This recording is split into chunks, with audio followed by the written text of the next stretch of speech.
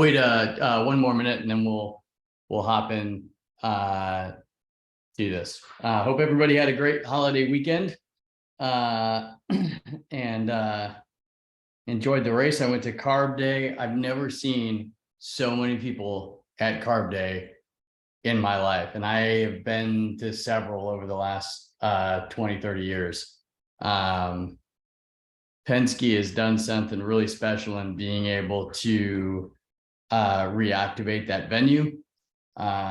He's the organization. I mean, Doug Bowles and who's over the Speedway, and Allison Langton, who's over Penske Entertainment, and Mark Miles, who's CEO of Penske there, have really done a great job of breathing life into that place, and both from corporate engagement, but also in really recapturing the 30 and under market. Really saw some tremendous rise in that age group and participation in the race month events, let alone race day itself. I think all around that experience has gotten substantially better. I think they've done a great job in the infield and the snake pit and making that a little bit more active, engaging, and safe. So fun weekend to see in Indy, and something that is a good indicator of what we're seeing here in central Indiana. It is no small thing to bring over 300,000 people in for anything, let alone an event where you're going to get baked in the sun for 4 to 12 hours, depending on your event plans. And it actually bodes well. I'd pay attention to this. This isn't getting played in the news too much, but it's something to really watch. The Olympic trials for USA Swimming will be happening about a year from now in Lucas Oil. They are building an Olympic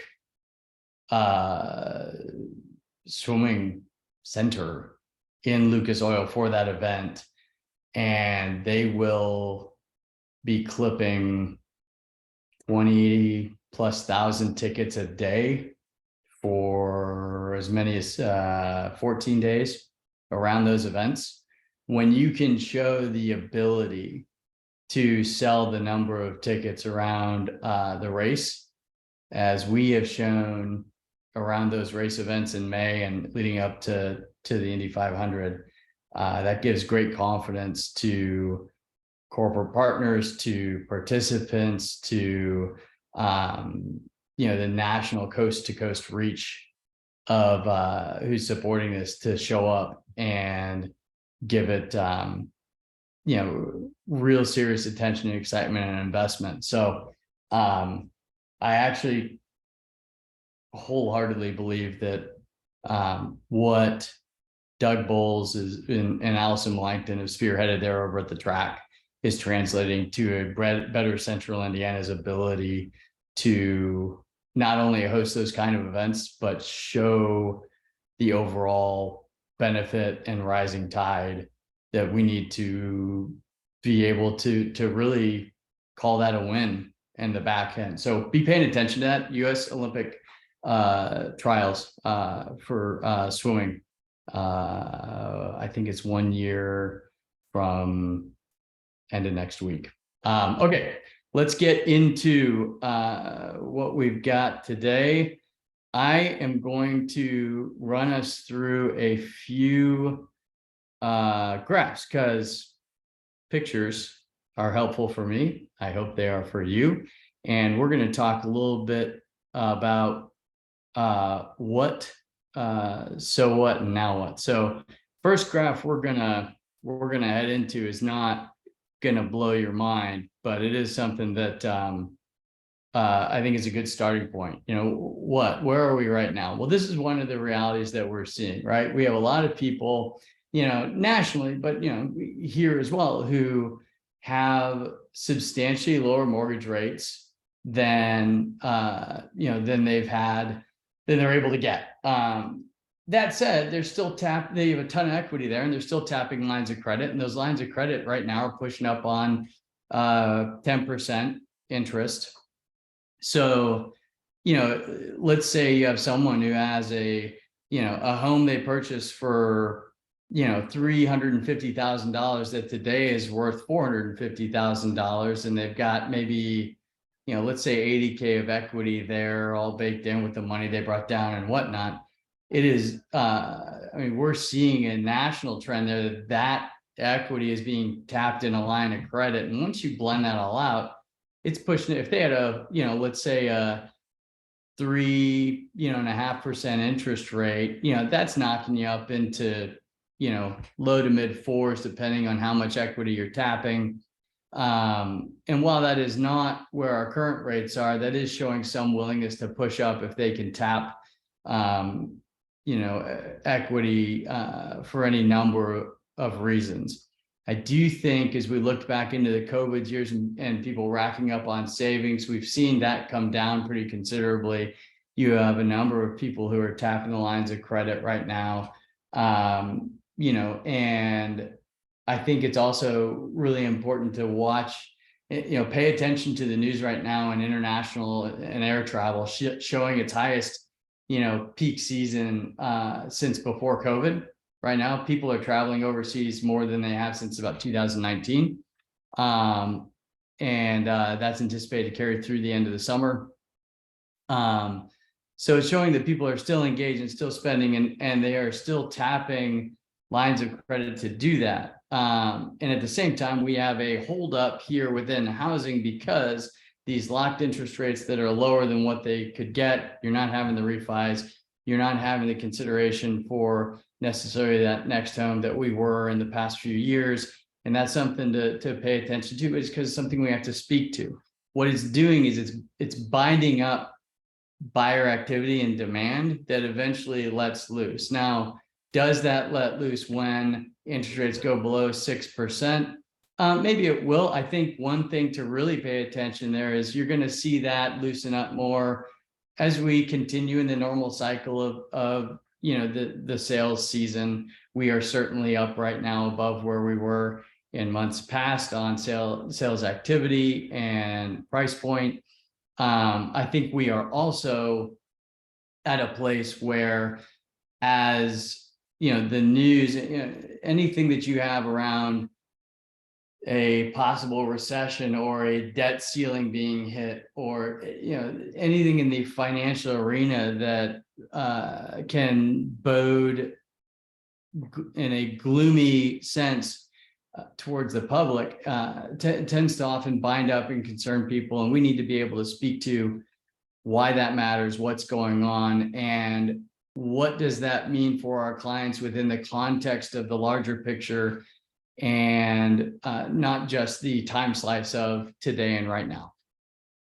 So here we are with mortgage rates. We know we're facing this. We need to be able to speak to it and know that there is that pressure felt, and it is one of the contributors of demand being bound up. One of the other things that we're seeing play into this is, this is a great graph from Moody regarding the growth in the cost of renting relative to income growth. And that disparity hugely accelerated over the last 2.5 years. And that is something that is pushing a number of people to consider different locales and acknowledging the pressure that is being felt. The difference between income, the growth of income, and the cost of rents today in the most expensive cities within the US is a significant reason why we are seeing the transiency in migration out of California, New York, Boston, and other places to places like Indianapolis. I think Birmingham, Alabama is seeing some growth similar to this. I think Asheville, North Carolina, similarly is seeing growth potential such as this. And we continue to see more people from those markets show up here. And even though our rent rate growths are significant, I mean, there were some of the most aggressive right now year over year in the country for urban, in the top 50 urban areas, we are still way more affordable than most on that list. I think we're third most affordable in housing, in rental housing across the top 50 in the most recent Redfin report. So this is driving, this disparity on income growth to rent growth is driving. I think it's fair to draw this conclusion, although I will say this is my own conjecture, but this increased disparity around a basic need of housing is forcing the question more than it ever has of where am I going to be? And if my income is not keeping up with the rent rate, I need to go to a place where the overall cost of living is more palatable, is more reasonable than what I'm experiencing in my current place.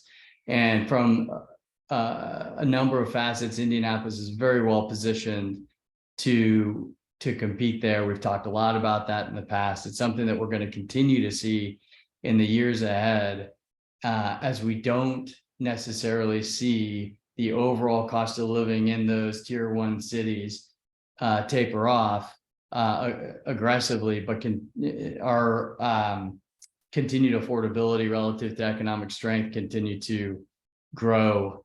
Even though we are getting more expensive, we are also showing greater income growth for those who are coming here. Some of that's just due to remote work and what people who work in San Francisco or other tier 1 cities making a certain amount coming here at a higher pay rate than we have experienced historically. All right, so why does that matter? Well, right here, this is driving a greater number of home buyers of the total pool looking to relocate as opposed to into a new metro area as opposed to their current metro area than ever before. So this is kind of backing up what I was saying earlier. We were seeing more people relocate as a percentage of the total home buying pool than we have as far back as I've been able to find. This covers 5 years. I think that's fine for the purposes of demonstrating the point. I do think we have an opportunity here to work some of our networks in other cities to help people within our sphere in social media and other places to understand that, hey, if you have someone coming here to Indy, I want to help them find a home. Send them my way. I think just because people know we're realtors doesn't always make it top of mind that they should direct people in their network to us when they're relocating here. I also think that tells us if we have people who are moving out, there's a greater percentage of those people as part of other cities wheelhouse. It doesn't matter if it's Indianapolis or not.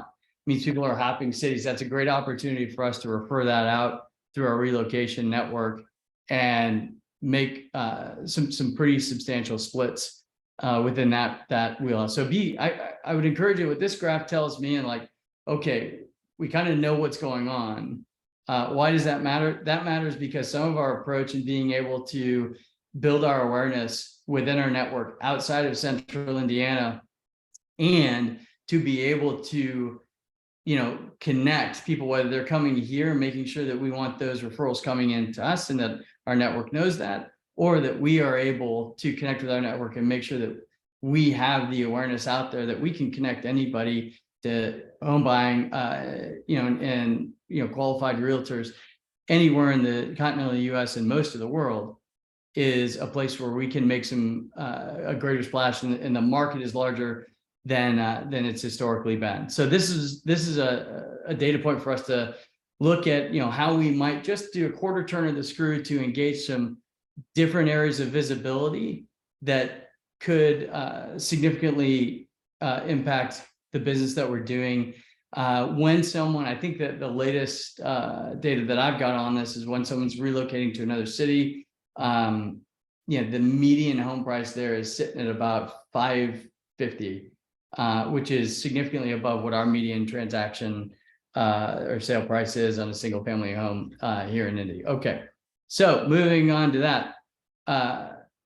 We also have a reality where home median sale price is going back up 5.5% over last month, over 5.5% over same time last year. I think this is really important to point out to people because we always get asked, like, hey, what's happening to the market? Are we, has the bubble popped? We're going to wait for prices to come down. We're going to try to time the market. And you've seen a variation of this graph in these presentations with me a number of times, but I just want to reiterate, the peak here is always going to be for Indiana, barring some kind of massive global climate shift that we have a total, we'll deal with that later. This is so consistent. The peak is June, July. The bottom is December, January. And it is getting more exacerbated the entire way, okay? This is a point of value that we can drive home with our clients, but when they're saying, hey, we are watching this to see, when prices level off and, when the bubble pops or whatnot, I think this is important to show them. These prices are continuing to go up. They are in line. This last data point is April. It is going up in May. The new reports weren't out yet. We'll get on them when they are. And we're going to see the same in June. I don't see this tapering off, especially with the limited market that we have. I think this is a really important image to be able to show our clients, to be able to speak to. Okay, if you want to time the market, it isn't about waiting for the bubble to pop. It's let's go look at homes in between Thanksgiving and New Year's, because obviously that is the point consistently in the history of Central Indiana where we can pick up some value. And we know human behavior, sun comes out, we want to go see. Yeah, we have more inventory on, but we have way more people willing to pay a premium for that inventory. This is a massive swing. This is a massive swing that people need some help getting their heads around, because nobody talks to this when when we're first looking at home buying and what the decisions we should be making. Okay, last picture coming up, because we now it's like, okay, now what? Are we headed into a recession on the back half of the year? Maybe we are, maybe we're not. I think we're definitely seeing that in some facets of the different markets, and will be felt more significantly in those markets. But it is, as we were talking, driving people to more economically stable, more affordable markets such as Central Indiana. We're seeing that migration more than we have. And then the question is, well, does that destroy home prices? And I really like this graph. It's really helpful for me to see. This is the National Home Price Index through 1960 up to present day. And what we see in those dark blue lines is every recession, okay? And what we see, with the exception of 08, 09, and the aftermath of that, is that on the back end of every recession, home prices are going up. I think this is really valuable data to get to people as those concerns are rising, as they show, we're not sure what to do, and a recession's coming up, and what move do we make? We are reacting out of a very recent future, but we're not looking at the totality of history and the way that the housing market moves, nor are we taking into account that the trend line still pulls us up, even with this anomaly that we experienced in 08 or 09. Okay. And the most aggressive upswing there in most recent history in 20 on the front end of COVID.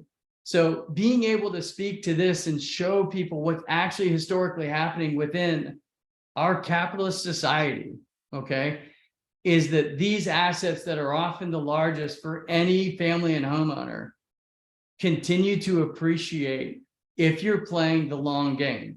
Okay. Now, this may not be the time to like hit flipping hard, okay, that's a short-term gain. But this is definitely a time to be acquiring and appreciating asset that is continuing to appreciate overall in central Indiana more than it ever has. I think some of the greatest value areas are not only in downtown Indy. I really like what I'm seeing in Lebanon. You can still get a home under $200,000 inside of that area, an area that Boone County is seeing some of the largest development and accelerated development by Lilly, who's bumping up their own timeline on investment. This is good stuff. There are only like right at or just under 100 homes on the market in Tippecanoe up in the Lafayette area. Boone County, I think, is just at or under 300. There is still a supply constraint and more people coming here willing to pay more for housing than they ever have been. And that is not going to taper off outside of the annual fluctuation cycle. Okay, that's what I've got. Please don't let me keep you if you're hopping out. We'll get these slides out to you. Does anybody have any questions they want to put out there? While we're still here and only a minute over time. All good. Thank you everybody for joining today. Please follow up with me if you want to dive into some of this data even more. I think it's really important that we are able to tell people what's going on. Why does it matter? How do we need to move?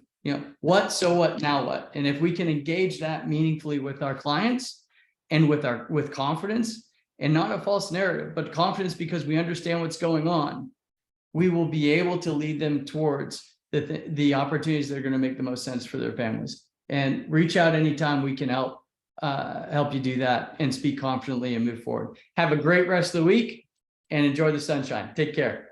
Thanks, Rex.